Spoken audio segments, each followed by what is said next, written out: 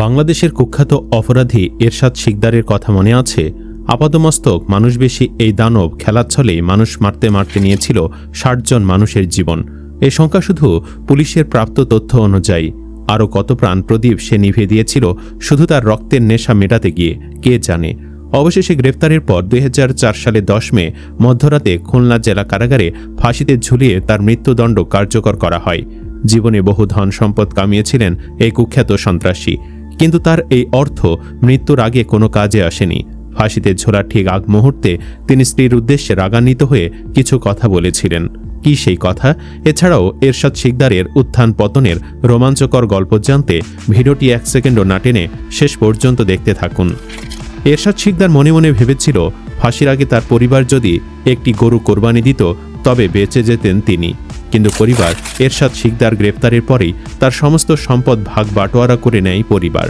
ফাঁসির আগে পরিবারের সদস্যদের সাক্ষাৎ পর্বে এরশাদ শিকদার তার স্ত্রীর উদ্দেশ্যে বলেছিলেন, শত শত কোটি টাকার সম্পদ রেখে গেলাম, আমার নামে একটা গরু কোরবানি দিতে পারল না, তাইলে তো আমি বাইসে যাইতাম।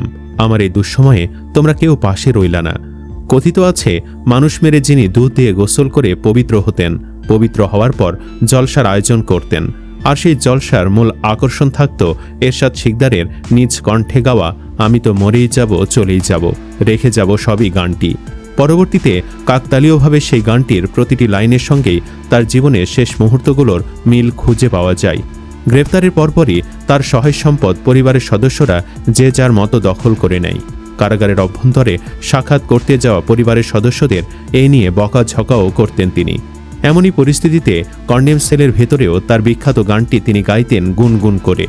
এরশাদ শিকদারের নৃশংসতা এমনই ভয়াবহ ছিল যে আস্তে ধীরে রয়ে শোয়ে কষ্ট দিয়ে মানুষ শেষ করতেন তিনি। তার বরফ কলে যার ডাক পড়ত তিনি আর কখনোই সেখান থেকে জীবিত বের হতে পারতেন না। এদের অধিকাংশের মরদেহ আর খুঁজে পাওয়া যেত না। এরশাদ শিকদার কতটা ভয়াবহ ছিলেন তার আরও কিছু নমুনা দেওয়া যাক। খুলনার একটি বরফ কলের ঘটনা। একটি কক্ষ থেকে মানুষের আত্মচিৎকার ভেসে আসছে, কিন্তু খুলনার ঘাট এলাকার এই বিশাল বরফ কলে চার দেয়ালের ভেতরে চাপা পড়ে গগন বিদারী সেই আর্তনাদ। হাত পা বাঁধা হতভাগ্য এক যুবকের পা চেপে ধরে রেখেছেন এরশাদ শিকদার। আরেকজন বড় হাতুড়ি দিয়ে পায়ের ওপর পিটিয়ে যাচ্ছেন অবিরাম। এক পর্যায়ে যুবকের মৃত্যু নিশ্চিত করে তার উপর পাগলার নৃত্য করা ছিল তার অভ্যাস। এরপর বড় এক বালতি দুধ দিয়ে গোসল করতেন।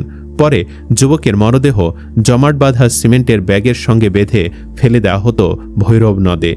শতাব্দীর ভয়ঙ্কর ও কুখ্যাত এরশাদ শিকদারের মানুষ মারার নিজস্ব কৌশল এটি। ঠিক এভাবেই তিনি একের পর এক হত্যাকাণ্ড ঘটিয়েছেন। দক্ষিণ পশ্চিমাঞ্চলের মাটি কাঁপিয়েছেন।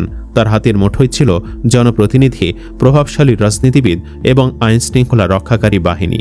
তার সহযোগী ও পরবর্তীতে মামলার রাজসাক্ষী নূরে আলমের মতে এরশাদ শিকদার কমপক্ষে ৬০টি হত্যাকাণ্ড ঘটিয়েছেন। তবে তিনি ২৪টির বর্ণনা দিয়ে আদালতে জবানবন্দি দেন। ২০০৪ সালের আগে তাকে ফাঁসিতে ঝুলিয়ে মামলার রায় কার্যকর করা হলেও মানুষের কাছে তিনি এখনও নৃশংসতার প্রতীক। খুলনার এই ডন নিয়ন্ত্রণ করতেন আন্ডারওয়ার্ল্ড। ১৯৯৯ সালে নভেম্বরে গ্রেফতার হন এরশাদ শিকদার। গ্রেফতারের পর বেরিয়ে আসে তার নৃশংসতার অজানা সব কাহিনী। তার নৃশংসতার ভয়াবহতা এতটাই ছিল যে আইনশৃঙ্খলা রক্ষাকারী বাহিনীর সদস্যরাও হতবাক। খুলনার কারাগারে নেওয়ার পর সেখানেও পেশাদার অপরাধীরা তার বিচার চেয়ে মিছিল করেন। শিশুদের ঘুম পাড়ানোর জন্য মায়েরা এখনও এরশাদ শিকদারের নাম বলে ভয় দেখান। এখনও কোথাও কোনো নৃশংস ঘটনা ঘটলেই চলে আসে এরশাদ শিকদারের নাম। বিদেশি গণমাধ্যমেও এরশাদ শিকদারের নাম উঠে আসে। তখন খবর বেরিয়েছিল তার মুক্তির ব্যাপারে শত কোটি টাকার বাজেট ধরা হয়। তার ছোট স্ত্রী শোভা এ সময় কয়েক বস্তা টাকা নিয়ে ঢাকায়ও এসেছিলেন বলে জানা যায়। কিন্তু তৎকালীন সরকার এরশাদ শিকদারের বিষয়ে সিদ্ধান্তে অটল থাকায় সে সময় আর রক্ষা পাননি তিনি। এরশাদ শিকদারের জন্ম ঝালকাঠির নলছিটি উপজেলার মাদারঘোনা গ্রামে। তার বাবার নাম বন্দে আলী। ১৯৬৬-৬৭ সালে তিনি তার জন্মস্থান নলছিটি থেকে খুলনায় চলে আসেন। খুলনায় আসার পর এরশাদ সেখানে কিছুদিন রেল স্টেশনের কুলির সহযোগী হিসাবে কাজ করেন। সেখান থেকেই ধীরে ধীরে রেল লাইনের পাত চুরি করে বিক্রি করত এমন দলের সঙ্গে যোগ দেন। পরে তিনি তাদের নিয়ে নিজে একটি দল গঠন করেন ও এলাকায় রাঙ্গা চোরা নামে পরিচিতি পান। 1976-77 সালে তিনি রামদা বাহিনী নামে একটি দল গঠন করেন, যারা খুলনা রেল স্টেশন ও ঘাট এলাকায় চুরি ডাকাতি এবং বিভিন্ন সন্ত্রাসী কর্মকাণ্ডে লিপ্ত থাকত। এ রামদা বাহিনী নিয়েই এরশাদ 1982 সালে 4 ও 5 নম্বর ঘাট এলাকা দখল করেন এবং এর একচ্ছত্র নিয়ন্ত্রক হিসেবে আত্মপ্রকাশ করেন। 1982 সালে তিনি জাতীয় পার্টিতে যোগদানের মাধ্যমে রাজনীতিতে প্রবেশ করেন। এরশাদের আমলে 1988 সালে নির্বাচনে তিনি তৎকালীন 8 নম্বর ওয়ার্ডের কমিশনার নির্বাচিত হন। 1991 সালে বিএনপি সরকার গঠনের পর এরশাদ শিকদার বিএনপিতে যোগ দেন। 1997 সালে 26 ডিসেম্বর এরশাদ আবারও দল পরিবর্তন করে আওয়ামী লীগে যোগ দেন, কিন্তু সমালোচনার মুখে কিছুদিন পরই আওয়ামী লীগ থেকে বহিষ্কৃত হন। 1999 সালে গ্রেফতার হওয়ার সময়ও তিনি 8 নম্বর ওয়ার্ডের কমিশনার ছিলেন। 1991 সালে তিনি 4 নম্বর ঘাট এলাকা থেকে রফিক নামে একজন বরফকলের মালিককে ভয় দেখিয়ে বিতাড়িত করে বরফকল দখল করেন। সব ব্যবসায়ীকে তার কল থেকে বরফ কিনতে বাধ্য করেন। নূরে আলম আরও সাক্ষ্য দেন, এরশাদের কাছে 70টিরও বেশি আগ্নেয়াস্ত্র রয়েছে, যদিও তার স্বর্ণকমল নামে খ্যাত বাড়ি থেকে মাত্র একটি অস্ত্র উদ্ধার করা হয়েছিল।